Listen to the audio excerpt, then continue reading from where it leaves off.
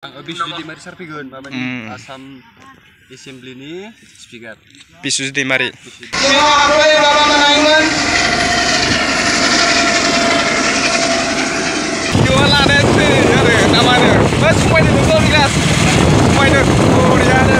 सेजौ जिबाथि मागि पुर्णिमा फालिथाय आरो खुंगा 16थि बोसोरारि जुथुमा सरासनस्रि प्रसाद संसद सा सानजा जायगा सेसाफानि प्राइमारि गेलेग्रा फोथाराव साननैनि हाबाफारि लानानै जयग' आहुति होनाया मैया जोबनानै थांबाय। आसाम एसेमब्लिनि स्पिकार बिस्वजित दैमारि बिथाङाबो मैया नुजाथिफैदों आरो गोबां मोजां बिबुंथि होलांदों। दा नोंथांमोना खोनासंलांदो। जों गोसोबायदि हानाय बेबायदि जों मोनसे गोहो नांगौ आरो बेनि थाखाय जोङो रायजोखौ दिनै सुक्ति खालामै थामथि सुक्ति मोना नङा मोनबाय रायजो फिसा बड'लेण्ड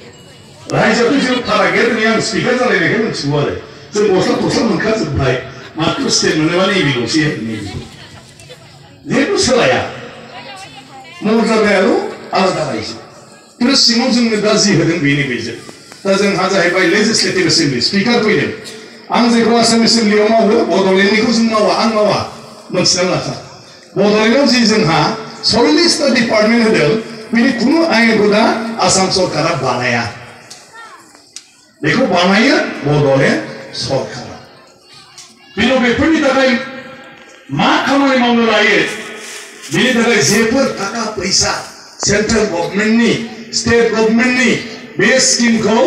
आसाम गभर्नमेन्टआ हमा बे स्किमखौ जोंनि बिटिसि सरकारासो हम सेन्ट्रेलनि स्टेटनिखौबो आं बे बाथ्राखौ बुंबाय थायो खुसेरखौ होनदोंमोन जोंहा गासायाव खुसेरखौ गासायाव सोनानै होबाय गासाया गिदिंबाय होख्रेमबाय साबाया मोनसेजों गलांबाय रसा मोनसेजों गलांबाय बे रसखौ सार खालामबाय सार खालामनानै बाल्थिङाव सोबाय बे मेथाइ जाबाय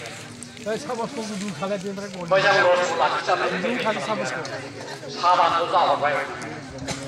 जोंबो मानसियाबो बेबायदि गासा बायदि जों खुगाजों जाया होनबा खुगाजों जाबाय खुगाजों जानाय जिनिसा जोंहा बायदि रोखोमनि जाबाय बेदरबो जाबाय नाबो जाबाय फिथाइबो जाबाय सामथाइबो जाबाय गासिबो जाजोब्बाय साग सब्जि जा दं लोंबाय दै जा जौ गासिबो लोंनानै उदैयाव मोनसे अर दं बेखौ दिखिसेनोबो मोजां लिरनाय दं बे अरानो जाहैबाय जथरानि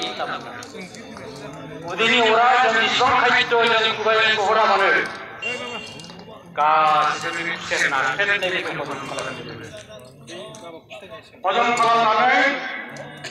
गाज्रि साबाखौ खि महरै हरबाय खिगारो गाज्रि